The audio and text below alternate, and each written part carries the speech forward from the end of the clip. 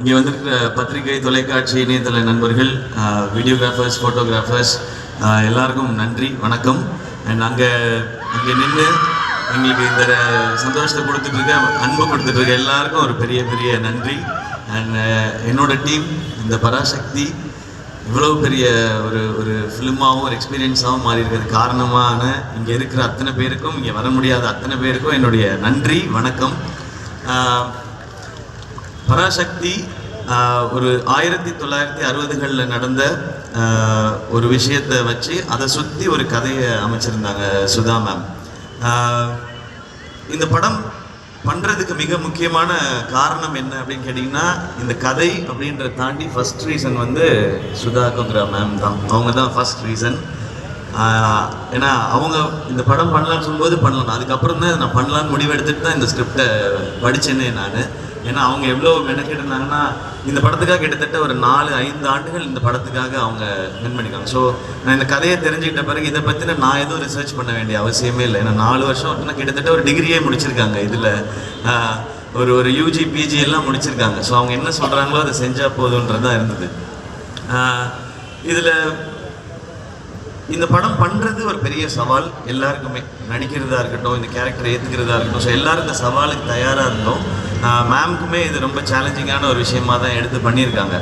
But இந்த மாதிரி சவால்களை தலைவர் சொல்கிற மாதிரி சோதனையை சந்திச்சா தாயா சாதனை அப்படின்ற மாதிரி இந்த படம் அப்படி ஒரு சாதனையாக தான் இருக்கும்னு நான் நம்புகிறேன். ஏன்னா அவ்வளோ விஷயங்களை கடந்து வந்திருக்கோம். அண்ட் தேங்க்யூ ஆகாஷ் ப்ரோ, இந்த படத்தோட ப்ரொடியூசர் நீங்கள், இந்த படத்தை நீங்கள் சிரத்தை எடுத்து பண்ணதுக்கு. அண்ட் அதை தாண்டி படங்கள் நிறையா பண்ணிகிட்டே இருக்கோம். ஒரு படம் எடுக்கிறது மட்டும் இல்லை, அது கொண்டு போய் மக்கள்கிட்ட சேர்க்கறது ரொம்ப முக்கியம். அது என்ன மாதிரி வகையில் இந்த படத்தை புரிஞ்சுக்கிட்டு செய்கிறதுன்னு ஒன்று இருக்குல்ல, அதுக்கு இந்த ஈவெண்ட்டும் ஒரு எக்ஸாம்பிள் நினைக்கிறேன். ஸோ உங்களுக்கும் உங்கள் டீமுக்கும் வாழ்த்துக்கள், நன்றி. அதுக்கப்புறம் நான் ஆக்சுவலாக எல்லாரை பற்றியும் நான் ஆடியோ லான்ச்சில் தான் பேசணும்னு வச்சுருந்தேன். ஏன்னா நிறையா இருக்குது, எனக்கு ஒவ்வொருத்தருக்கும் 10 நிமிஷம் இருக்குது. ஒரு எபிசோடாக வச்சுருக்கேன். நீங்கள் மற்றவங்கெல்லாம் பேசிட்டதுனால நான் ஒரு வரியாவது பேசணும் மேம். இல்லைன்னா யூடியூப்பில் வந்து அழகாக பேசிய ஜெயம் ரவி, அதை கண்டுகொள்ளாத சிவகார்த்திகேயன் அப்படின்னு போடுவாங்க. அதனால் நான் 2 வரியாவது பேசிடுறேன். அண்ட் அதர்வா ப்ரோ, இவருக்கு எனக்குமான ஈக்குவேஷன் வந்து சாப்பாட்டில் தான் எங்களுடைய கனெக்ஷனே. அவர் நல்லா ஃபிட்டாக இருக்கார், என்னைய டெசர்ட் சாப்பிட வச்சுருவார். அவர் ஆனால் அப்புறமா ஒரு கோட் கொண்டு வரேன்னு நினைக்கிறேன். நான் அந்த சந்தோஷத்துலேயே தூங்கிடுவேன். அடுத்த நாள் ஐயோ கொஞ்சம் வெயிட் போட்டு போய் அது மாதிரி இருக்கும். பட் ஒரு பிரதர் பாண்டிங்கிறது நீங்கள் படத்தில் பார்க்குறது நடிப்பு இல்லை, உண்மையாக அவருக்கு என் மேலே இருக்கிற கேர், எனக்கு அவர் மேலே இருக்கிற கேர். எனக்கு அவரோட ஒரு ஸ்பெஷல் மூமெண்ட் மட்டும், அவருடைய ஃபஸ்ட்டு ஃபிலிம் ப்ரமோஷன் வந்து நான் இது ஹோஸ்ட் பண்ணும்போது அதுக்கு வந்தார், அப்பாவோட வந்தார்.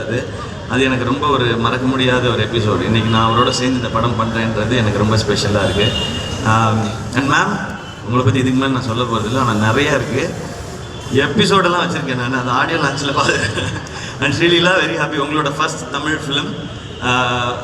வெல்கம்.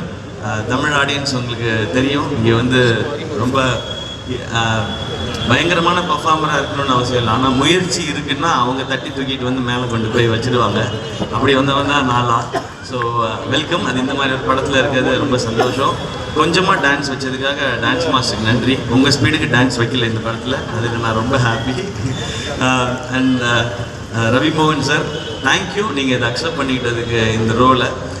ஒரு ஹீரோ வந்து ஹீரோவாக ஒரு கதை கேட்டு இந்த கதை ஓகே, இந்த கதை இல்லைன்றது டெசிஷன் எடுக்கிறது ரொம்ப ஈஸி. ஆனால் ஹீரோவாக சக்ஸஸ்ஃபுல்லாக இவ்வளோ வருஷம் பண்ணதுக்கப்புறம் வில்லனாக நடிக்கிறதுன்றது அது ரொம்ப ஒரு டஃப்பான ஒரு டெசிஷன் அது.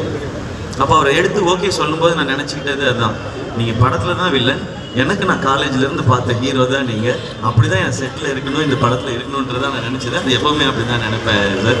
அதனால தான் நாங்கள் ரவி மோகன்றது தான் ஃபஸ்ட்டு நேம் இருக்கும். இங்கே இருக்கிறதுலே சீனியர் எங்களுக்கு அவர் தான். நீங்கள் தான் பெரியவங்க நீங்கள் அப்படின்னு சொல்லி தான் நாங்கள் பண்ணுவோம். ஜிவி ப்ரோ, ஜிவியோட 100th ஃபிலிம். நான் இப்போ தான் சொல்லிட்டு இருந்தேன், அம்மா கேட்டாங்க, ஜிவி பிரகாஷ் 100 படம் பண்ணிருச்சுப்பா, சின்ன குழந்தையிலேருந்து மியூசிக் போடுதோ அப்படின்னு இன்னைக்கு காலையில் கேட்டாங்க. அந்த விகடன் இன்டர்வியூ பார்த்துட்டு, ஆமாம்மா அவர் சின்ன வயசுலேருந்து ஆரம்பிச்சாருமா, நான் குழந்தையா இருக்கும்போதில் மியூசிக் டேரக்டர்லாம் 10 படம் 15 படம்லாம் பண்ணலாமா, அதனால அவங்க 100 படம் பண்ணிருச்சுப்பா, பெரிய விஷயம்னு சொல்லிட்டு இருந்தாங்க. உண்மையிலே பெரிய விஷயம் தான். 100 படம் பண்ணுறது இல்லை, அதுக்குள்ளே எல்லா ஜானரும் பண்ணிட்டார் அவர். ஸோ அவருக்கு இப்போ பாருங்கள் பீரியட் ஃபிலிம் பண்ணணும் போதே ஏற்கனவே 1001 இருக்குது, ஒரு மதராசப்பட்டினம் இருக்குது, பராசக்தி இருக்குன்னு போது அதுக்குள்ளே எப்படி வெரைட்டி கொடுக்கணுன்ற இந்த சாங்ஸ்க்கும் பிஜிஎம்ஸ்க்கும் ரொம்ப ரொம்ப தேங்க்ஸ் ஜிவி. இன்னும் நிறைய இருக்குது உங்களை பற்றி பேச வேண்டியது. ஆடியோ லான்ச்சில் வச்சுக்கிறேன் வாடி. இந்த வீடியோ உங்களுக்கு பிடிச்சிருந்தா லைக் பண்ணுங்கள், ஷேர் பண்ணுங்கள், கமெண்ட் பண்ணுங்கள், சப்ஸ்கிரைப் பண்ணுங்கள், மறக்காமல் பெல் ஐக்கானை கிளிக் பண்ணுங்கள்.